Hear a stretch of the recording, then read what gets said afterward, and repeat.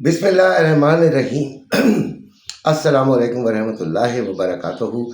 सबसे पहले आप लोगों के लिए ढेर सारी दुआएं। और फिर आपको ये बता दूं कि मुझे बुखार है। हिम्मत तो करनी पड़ती है। सुबह सुबह लेवल्स भी मैंने ग्रुप के अंदर दे दिए हैं। रात को जो ग्रुप के अंदर गुफ्तगू हुई वो भी आपको मैं थोड़ी सी बता देता हूँ। सबसे पहले मैं ट्रेडिंग वालों के लिए बात करूँगा, वो ये कि ट्रेडिंग वालों को ग्रुप में मैंने बता दिया था कि सुबह थोड़ी सी मार्केट ऊपर जाएगी। हमने वीकली कैंडल का तज्जिया किया, डेली का किया, H4 का किया, H1 का किया, और फिर उससे हमने यह नतीजा अखज़ किया कि अगर हम सुबह सुबह उठते हैं, जो कि मैं नहीं उठा यकीनन बेटे, मैं अपना जो तबीयत ख़राबी की वजह से मैं नहीं उठ सका, तो वहाँ से मैंने कहा था एक बुलिश कैंडल बड़ी बनेगी, और वो बनी। ये गया 33, 37, 38 तक, 33.18 से, और उसके बाद फिर ये रिवर्स हुआ और काफ़ी रिवर्स होकर ये 32.67 तक आया। ठीक है जी। उसके बाद 92, 93 से हमने दी है सेलिंग। शायद SL हिट हो गया है, मैंने ग्रुप में भी कह दिया है, लेकिन अगर 93 से लिया तो सॉरी, हाँ जी, अगर 93 से भी लिया है तो 3300 पे जाके SL हिट होना चाहिए, जो कि अभी नहीं आया था। बाकी अल्लाह के काम हैं। और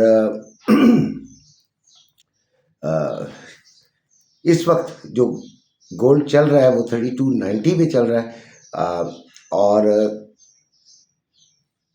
3,70,860 रुपये में बाइंग पीस की, और 3,72,860 रुपये में सेलिंग हो रही है। जबकि रवा जो है वो 3,67,360 रुपये में बाइंग और 3,68,160 रुपये में सेलिंग हो रही है। कोई ख़ास आज फंडामेंटल नहीं है।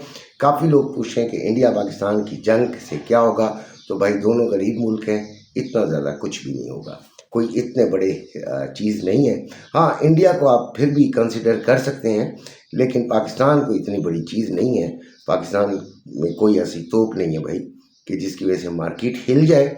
खैर, अब आपको मैं लेवल्स में ज़रा मुख्तसर सी बना रहा हूँ। लेवल्स आपको बता देता हूँ, जो रेजिस्टेंस लेवल्स हैं, जो नए ट्रेडर्स हैं उनको जहन में रख लेना चाहिए कि ये वो लेवल्स हैं जहाँ से आप SL के साथ, SL क्यों लगाते हैं?